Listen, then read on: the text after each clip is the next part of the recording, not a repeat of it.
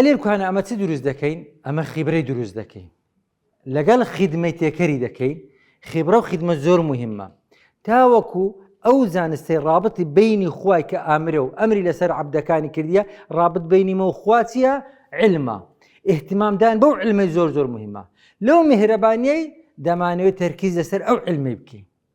ئەو علمە جیایە لەگەر ئەو علمانێکە لە کتابی خوێندیتان. وەرنەدەرێ لە ناو وەرەقە و قاقەزی واز لە وەرەقە و قاقەزی بینن وەرن علمەکەی تەطبیق بکەین.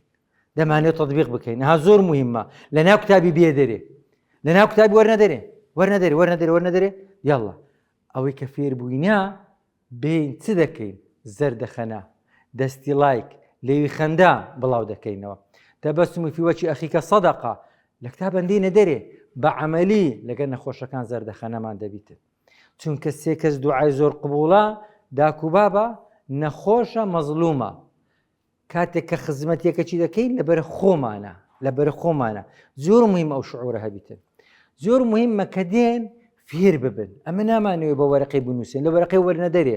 پەیامەکەی من ئەوەیە واز لە وەرەقەی بینن وەرنە بیکەنە کردار وەرنە سەر لبی ڕئیسی ئیقڕائی.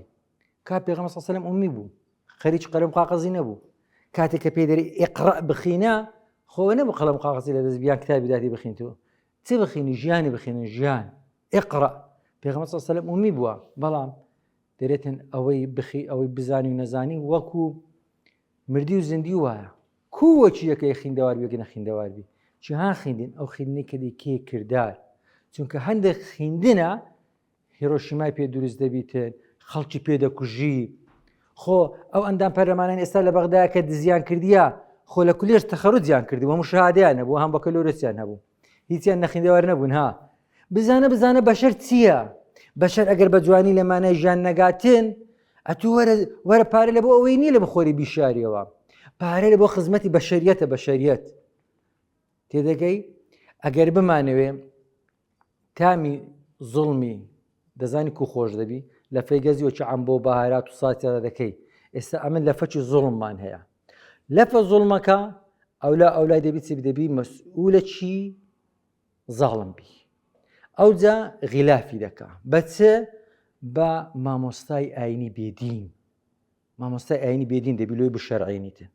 ئەوجا پێویستی بە چ دەبیتن؟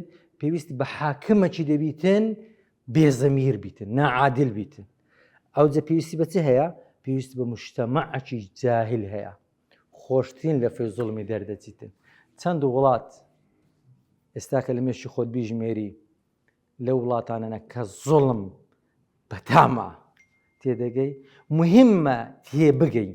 ئەمە دەبی بگۆڕین ئەمە دەبی جوان بکەین ئەمە دەبی زەردەخەنەی بڵاو بکەینەوە ئەمە دەبی هیوای ببەخشینەوە. میهرەبانی دڵسۆزی و لێزانی